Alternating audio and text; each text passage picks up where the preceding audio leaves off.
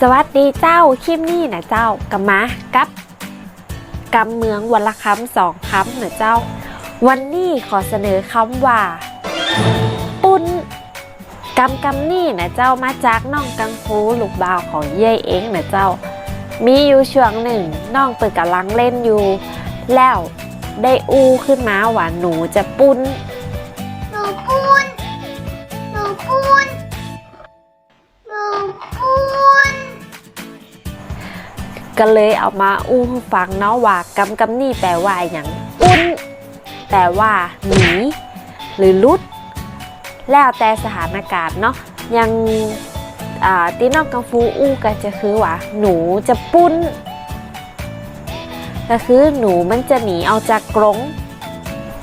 อาจจะพ้องเสียงคำว่าปุ้นปุ้นก็คือที่นู่นถ้าฟังบดีก็อาจจะเป็นปุ้นได้นะเจ้าบ่แน่ใจว่าสำเนียงของที่อื่นจะเป็นแบบใดนะเจ้าแต่ตีเมืองแปะเปิ้นห้องว่าปุ้นแหมกำนะเจ้าปุ้นยกตัวอย่างเราจากหนูนะเจ้าหมาอยู่ในกรงแล้วมันปุ้นออก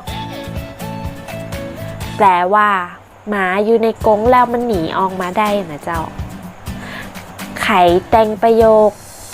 หรือมียกตัวอย่างได้นักกว่านี้ก็คอมเมนต์ตั้งหลุมได้นะเจ้าเอามาแชร์กัน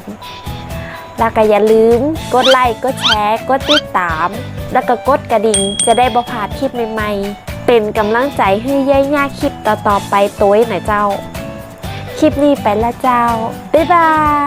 ย